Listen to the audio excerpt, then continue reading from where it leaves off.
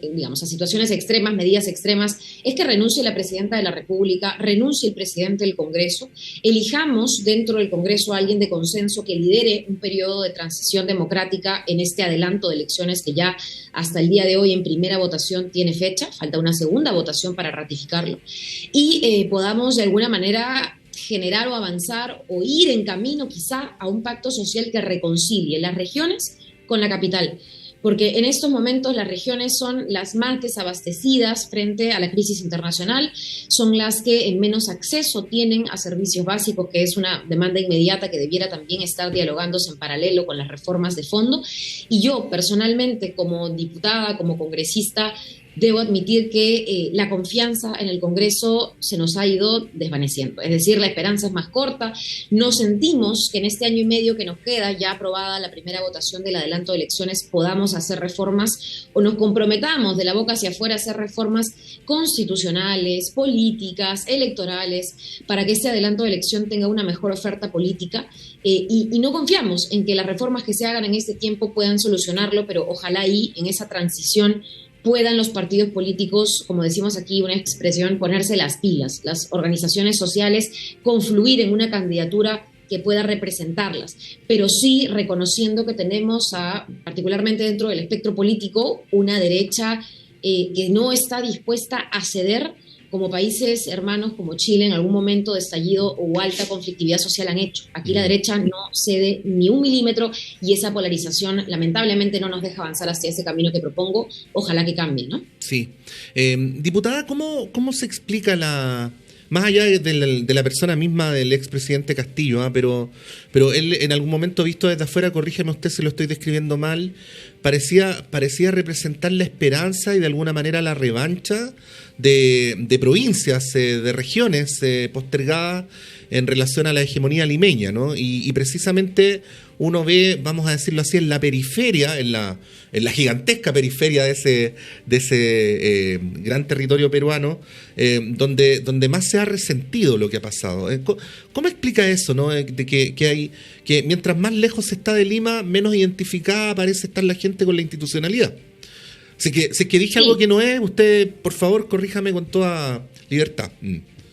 Sí, yo creo que el tema institucional y el propio concepto de la democracia está muy desdibujado, en tanto democracia es que las cosas lleguen a todas las personas por igual. Ese es el concepto que se maneja mucho fuera de Lima, y yo creo que lo que dices es acertado, en tanto las elecciones o los resultados electorales en Perú suelen responder a un candidato o bien que represente Lima con sus poco más de 8 millones de habitantes, o bien represente al resto fuera de Lima, que compensa en población electoral la población electoral de la capital. Es decir, tenemos muy, muy enfrentados estos dos espacios en donde nuestro sistema electoral permite que haya también esa confrontación en los votos. Entonces, el señor Pedro Castillo fue electo, además, en una segunda vuelta, después de haber votado en una primera vuelta casi 20 candidaturas, más de 10 candidaturas, y llega altamente polarizado con una candidata, hija del dictador más famoso, preso aquí en Perú, desde el espectro de la derecha.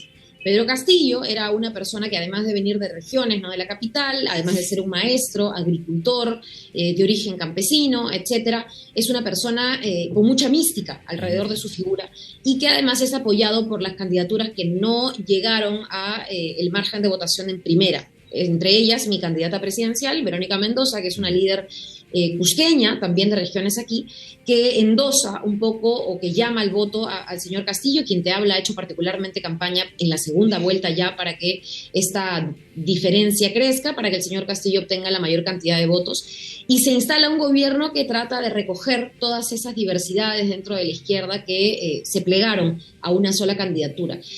Entendemos, para no hacer un análisis demasiado extenso, que ese círculo, ese grupo, esos gabinetes de apoyo fueron cambiando. Lamentablemente ha habido también un sector de la derecha, quizá de manera más intransigente, no dejó al presidente tomar las decisiones correctas en los momentos correctos, y finalmente se generó un flanco de debilidad.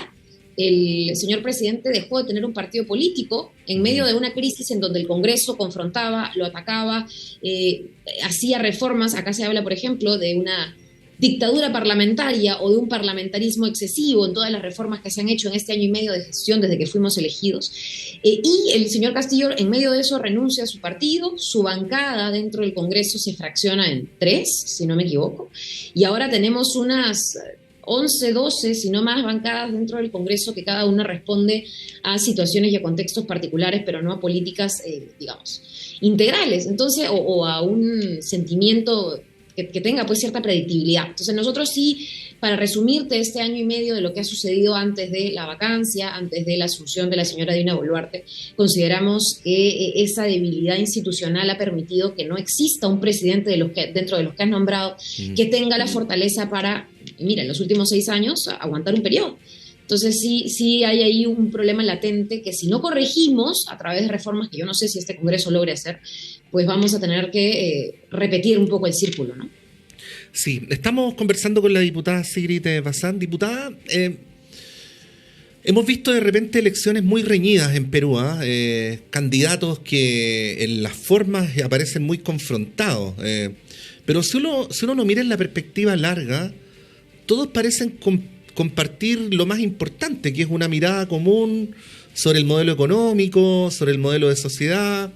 Voy a decirlo así en genérico porque sé que es una simplificación, pero para que se entienda, el modelo neoliberal, ¿no? E incluso cuando hay candidatos que han prometido algo distinto, una vez en el gobierno han hecho lo mismo. Y por lo menos acá ya conocemos las virtudes y deficiencias del modelo, ¿no? A veces da muy buenos números macro, pero esos mismos números macro esconden grandes desigualdades.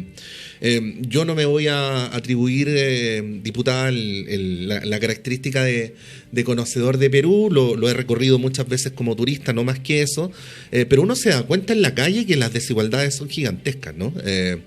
¿Qué decir respecto a esto y cómo vincular esto que yo describo con estas crisis que afloran con tanta frecuencia, ¿no? Sí, yo creo que el tema del modelo económico es algo interesante. Se ha planteado hacer aquí en nuestro país, y creo que vino con la ola también de gobiernos electos de izquierda en la región, ¿no? Cuando gana Pedro Castillo, una de las promesas, además de la Asamblea Constituyente, que nunca cuajó, que nunca se dio, ni por voluntad del Ejecutivo, la verdad, ni por realistamente voluntad o votos desde el Congreso, estaba el tema de la reforma tributaria, ¿no? Una reforma tributaria que nos permita, ¿no?, esta progresividad fiscal, que nos dé un espacio para hacer eso que llamamos justicia fiscal en torno a quienes están aportando más, además en un escenario post-pandémico. Y todos esos temas que podrían haber de alguna manera redibujado nuestro, no digo sistema económico, pero en todo caso con reformas importantes a lo que hemos venido viendo, se dejó de lado, ¿no? Desde las dos instituciones, Ejecutivo y Legislativo, como se dice también acá, no quisieron comprarse el pleito, no quisieron entrar de lleno a esa discusión con voluntad política. Y eso también nos generó no solamente un forado, no solamente nos generó un espacio económico que ya no nos permite en estos momentos hablar de ningún tipo de ayuda o incentivo, los famosos bonos que, digamos, se dieron en un momento de exclusividad, pero que hoy la gente igual reclama, por ejemplo, en temas alimentarios, en temas del alza del precio del combustible. Ya las posibilidades son recortadas porque no avanzamos tampoco en ese sentido en una reforma tributaria integral y completa, que era lo que planteábamos incluso quienes postulamos desde la primera vuelta. Ahora, este tema de todos modos nos lleva a reflexionar sobre la concentración, no solo la desigualdad, sino la concentración económica en el Perú, donde 4 bancos controlan el 80% del crédito a nivel nacional, donde una empresa casi que monopoliza el tema de los lácteos, el azúcar, ¿no?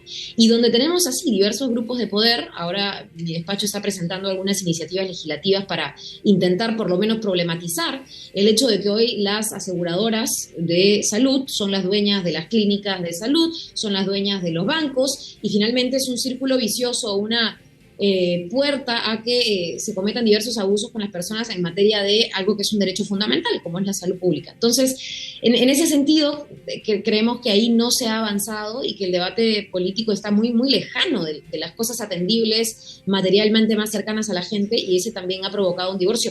Yo particularmente veo muchas similitudes con las problemáticas chilenas, y me parece que incluso en tasas de desigualdad ustedes están un poquito más por encima, pero todavía creo que acá peor, tenemos... sí.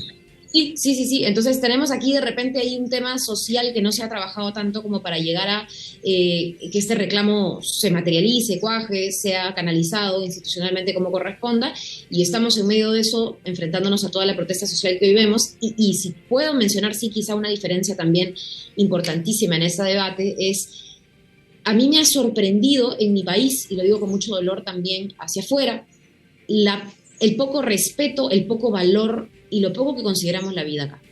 Y yo lo digo de una manera, digamos, repito, con mucho dolor, porque el tema de los derechos humanos no solamente ha sido un tema muy manoseado durante la época de violencia. Nosotros atravesamos desde los años 80, 90 una época de terrorismo brutal, terrorismo de parte de los grupos terroristas organizados, terrorismo de parte del Estado, y no, quizá hemos terminado de sanar esa herida en la cual hoy en día desde todos lados mueren personas, y parece que ese no es el principal tema. El principal tema es cómo solucionar el orden que un sector productivo tanto quiere, y no es simplemente solucionarlo, sino es tapar el sol con un dedo o poner un parche a la herida y mover y continuar, ¿no es cierto?, con nuestras cosas. Lamentablemente no es la perspectiva que nosotros traemos, y esperamos que la violencia que nos ha llevado a tener, por ejemplo, en el 2009 tuvimos un conflicto social que en un día se llevó la vida de 33 peruanos, el famoso Baguazo. Hoy tenemos en semana y media 26 fallecidos, y pareciera que la historia se repite y lo que menos pesa ahí es la vida de los peruanos, y esperamos que eso no siga siendo, ¿no? Hacemos votos desde acá por lo mismo, por lo mismo. Y porque el pueblo peruano y ese maravilloso país puedan salir de la mejor manera de esto. Diputada Sigrid Bazán, le queremos agradecer por su gentileza, por su análisis, por habernos enseñado o por habernos retratado mucho mejor que lo que uno puede hacer desde acá, lo que está ocurriendo en Perú. Que esté muy bien y que tenga un buen día. Yo le agradezco mucho, Patricio, un mensaje de solidaridad. Todos los pueblos de Latinoamérica atravesamos momentos difíciles, pero es bueno tenernos ahí, así que muchos éxitos también en lo que se venga para ustedes, y gracias por el espacio nuevamente.